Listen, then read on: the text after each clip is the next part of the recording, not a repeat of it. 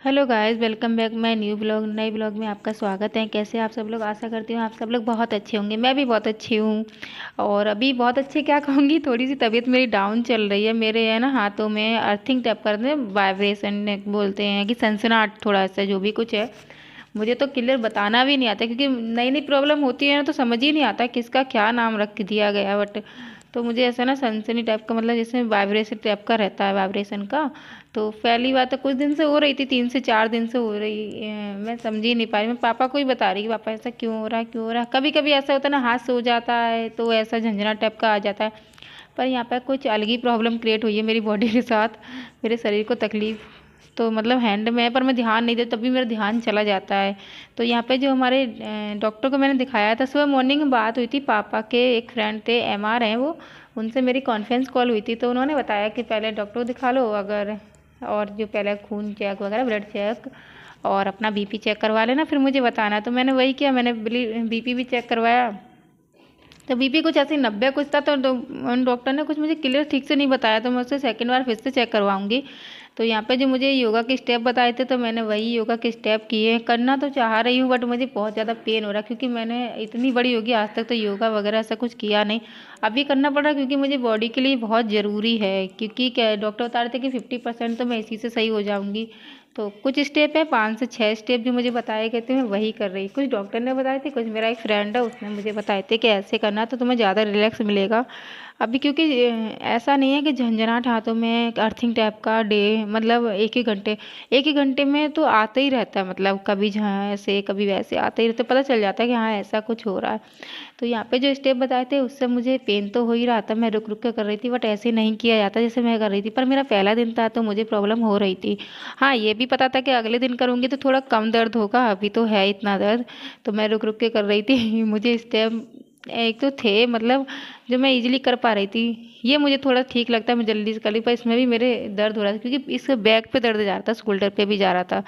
तो मैंने कहा करो, क्योंकि ये मेरे लिए ज़रूरी है, मुझे करना है। नहीं करूँगी तो मेरे लिए ही नुकसानदायक है यार। कि मैं अगर बॉडी हमारी इतना हाथों में झंझनाहट हो रही है, पैरों में अभी तो नहीं है, पैरों में मामूली सी है, मतलब अर्थिंग नहीं तो हाथों में या डेढ़े हाथ में, मेरे लेफ्ट वाले में।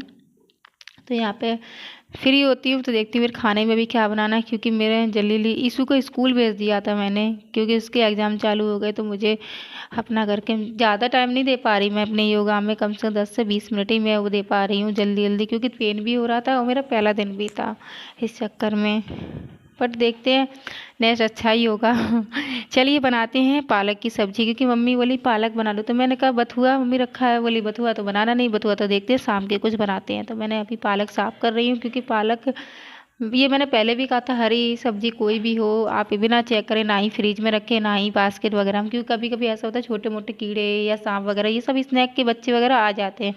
तो पहले तो मैं इसको साफ करूंगी अच्छे से। कुछ पत्ते ऐसे हैं जो पीले पीले हैं, मैं उनको भी हटा दूंगी। अब देखती हूँ कि किस दाल के साथ बनता है, मसूर की दाल बनती है कि मूंग की दाल, क्योंकि मूंग की दाल आई थिंक मेरे ख्याल से नहीं है, इस बार नहीं आई है। तो इसमें मसूर की दाल हम ऐड करेंगे। मम्मी से एक बार और अच्छे से पूछ लूँगी, पता चली मम्मी नहीं खाएं। तो मम्मी से पूछना बहुत ज़रूरी है, मम्मी से पूछ के फिर मैं बनाती हूँ। तो देखिए बथुए मैंने निकाल दिया साइड में, देखते हैं ये इसको शाम के क्या बनना है। ज़्यादातर पराठे बन सकते हैं बथुए के, आलू भर के, या फिर रायता बन सकता है। तो यहाँ पे मैंने है ना पालक को बहुत अच्छे से साफ करके है ना कुकर में चढ़ा दिया है, काट वगैरह के। दाल भी डाली मैंने मसूर की, क्योंकि मम्मी मसूर की दाल बताई थी कि मसूर की बना डालो। जब तक ये बनेगा तब तक हमने पहले से चने उबाल के रखे हैं। तो ईशू के लंच के लिए टिफ़िन, अब ईशू का लंच नहीं जाएगा क्योंकि ईशू का एग्ज़ाम है तो वो जल्दी आ जाएगा, पर फिर मैं फिर के उसके लिए लंच तैयार करके रखूँगी, क्योंकि वो दोपहर में आके खाना खा सकता है ना। मैं तो अपनी ड्यूटी निकल जाऊँगी। तो यानी यहाँ पे सिर्फ लहसुन और जीरा ही डाला है, और ये थोड़ा सा मसाला मैंने पहले ही से रख रखा था, या हल्दी और धनिया और लाल मिर्च बस। क्योंकि ईशू को जैसे पसंद है ना, मैं सिर्फ वैसे ही बनाऊँगी। तो मसाले को अच्छे से भुनने देते हैं। और बताइए कि ज़रूर कि मेरा ब्लॉग कैसे लगते हैं। अगर अच्छे लगते हैं और न्यू है आप तो प्लीज़ सब्सक्राइब कर दीजिएगा, ब्लॉग पे एक लाइक ज़रूर कर दीजिएगा। तो यहाँ पे मैंने देखिए मसाला अच्छे से भुन रहा है। मसाला देखिए कोई भी सब्जी होती है ना, तो जब उसका मसाला जब भुन जाता है तो ऊपर ना तेल आ जाता है, तो समझ लीजिए मसाला बहुत ही अच्छे से भुन चुका है। तो यहाँ पे मसाले को भुनने देते हैं। और देखिए यहाँ पे अभी भी मसाला मैं नहीं भुना है, क्योंकि मैं बहुत स्लो आंच रखी थी, क्योंकि मैं ऊपर का काम कर रही थी। मैं सोची जल्दी अगर मसाला तेज़ कर देंगे गैस को तो मसाला भी जल जाएगा और अच्छे से भुन भी नहीं पाएगा। कहते हैं ना, जो धीमी आंच में मसाला पकता है ना तो वो अच्छे से भुन जाता है, टेस्ट भी आता है। अगर आप तेज़ आंच में करेंगे तो मसाला तो भुन जाएगा बट वो टेस्ट नहीं आएगा। तो यहाँ सब मेरा मसाला भुनने ही वाला है, फिर दे डालते हैं चने, देखते हैं।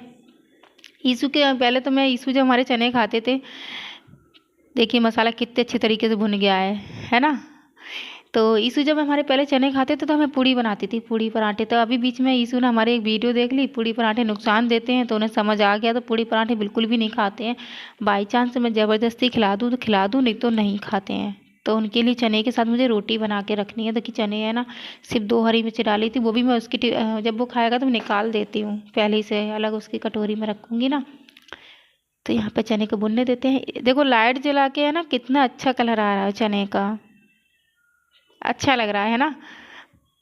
चमक बिल्कुल ऐसे लग रहे हैं चमक। अभी बीच में मैंने छोले को भिगो दिया था चने समझ के, मतलब छोटे छोटे थे, बस कलर में डिफरेंट था, वाइट थे ये ब्राउन। तो भाई मैं इसको देखा ही नहीं, इस पे नजर ही नहीं गई मेरे कि चने रखे हुए हैं। मैं समझी चने ये वाइट वाइट कैसे दिख रहे हैं। पर पापा बोले कि ये छोले हैं, बस उन्होंने छोटे वाले दे दिए, पहले बड़े वाले आते थे ना, उन्होंने छोटे वाले दिए। तो यहाँ पे मेरा साग है ना बन के आधा रेडी हो गया है, पूरे तरीके से रेडी नहीं, क्योंकि इसमें ना बेसन नहीं होता तो हम आटा लगा देते हैं, आलन बोलते हैं उसको शायद। मैं वो लगाऊंगी, फिर उसको छौंकूंगी। अभी तो देखो सीटी आ रही है इसमें, तो इसको बनने देते हैं, अभी 1-2 सीटी और लगाते हैं। और देखिए आपको दिखाते हैं, अभी तो हमारे यहाँ पे है ना पाइप आ गया है, तो पाइप से धुलाई इतनी अच्छी हो जाती है ना, बहुत अच्छी। अब मैं ही नहीं, मेरा ईसू, उनकी अम्मा, उसके डैडी, सब मतलब पाइप के पीछे पड़े हुए हैं धुलाई करने के लिए। कभी इस तरफ लगा रहे, देखिए ये मैंने सुबह सुबह धुलाई कर दी थी ना, बिल्कुल साफ़ हो गया है। ये देखिए वो देखो अंकल है ना नाली साफ़ कर रहे हैं, सामने वाले घर के अंकल है नाली साफ़ कर रहे हैं। तो यहाँ पे है ना मैंने अच्छे से धुलाई कर दी थी ना, देखो कितनी चमक रही है ना। मैं जाली खोल के नहीं दिखा पा रही क्योंकि अंकल लोग हैं ना वहाँ पे। ये देखिए मैं आपको दूसरी साइड से दिखाती हूँ। अभी यहाँ पे भी मैंने धुलाई कर दी थी। देखिए ये उस दिन स्टैंड लेके आए थे, कितना आसान है ना, कपड़े डाल देते हैं सूख रहे हैं। तो देखिए यहाँ पे ये देखो गली है ना कितनी साफ़, हमारी ये सब साफ़ कर दिया मैंने। ये देखो गली कितनी साफ़ दिख रही है ना। ये देखिए ये मैंने कितने अच्छी तरीके से धुलाई कर दी है। पाइप तो नहीं था जब, तो हम बाल्टी से धुलाई करते थे, अभी पाइप है ना तो हम अच्छे से कर देते हैं। अभी हमारे यहाँ वाइपर ज़रूर ख़राब हो गया, उसको लेते फिर किसी दिन पूरे घर की धुलाई करते हैं। तो देखिए हमारे यहाँ पे है ना, अब मैं रोटी बना दूँ सबके लिए, क्योंकि मुझे भी जाना है ड्यूटी अपनी। जलीली खाना बना के रखते हैं, चने बना के रखती हैं। ईसू तो हमारे रोटी खाएंगे, तो इन लोगों के लिए रोटी बना के रखते हैं। दूध वगैरह खोल चुका है और पापा के लिए सबके लिए सब्जी बन चुकी है। ये देखिए मैं हमेशा बड़ी गैस पर रोटी सेकती हूँ, क्योंकि छोटी गैस पर रोटी नहीं सिकती है मुझ पर, सिकती ही नहीं है रोटी मुझ पर। तो मैं जल्दी जल्दी रोटी है ना बना देती हूँ। या मेरा है ना फ़ोन गिर गया था बीच में, मैं उसको उठाने आई रखने के लिए, पता नहीं कैसे स्लिप हो गया। वो स्टैंड है मेरे पास, वो स्टैंड नहीं मिल रहा, पता नहीं कहाँ है। अब जिस दिन छुट्टी होगी उस दिन इसको सर्च करते हैं कहाँ पर है। अभी तो नहीं मिल रहा है मुझे, तब तक मुझे ऐसे ही डिब्बे डिब्बे कुछ तो ऐसे ही, मतलब काम चलाओ काम करना पड़ रहा है, बट अभी नहीं मिल रहा है। वो मेरे छोटे भाई ने दिया था। तो यहाँ पे मैं सबके लिए रोटी बना के रख रही थी, क्योंकि खाना जब से बन जाता है ना तो सबसे बड़ी कहते नहीं ईजी हो जाता है, सबसे पहले खाना बना के रख दो। तो यहाँ पे मैं जल्दी खाना बना के रख दे रही हूँ। और मम्मी पापा नहा चुके हैं, उनके लिए भी पूरा खाना रेडी है, कि मम्मी खा लेती हैं उसके बाद ही खाना लगा देते हैं, जैसे ही दोनों लोग फिर खाते रहते हैं। तो यहाँ पे मैं फिर ईसू के लिए, ईसू के डैडी के लिए, सबके लिए खाना रेडी करके तभी जाती हूँ मैं सारा। क्योंकि देखो हम बाहर रहते हैं, घर पे अगर खाना बना है तो टाइम से खा लेंगे वो। हम जैसे मेरी छुट्टी होती है ना तो मैं हाथों हाथ खिला देती हूँ, मतलब रखती नहीं हूँ बना के। तो पापा कहते हैं कि जिस दिन छुट्टी हुआ करे उस दिन गरम गरम ही खिला दिया करो।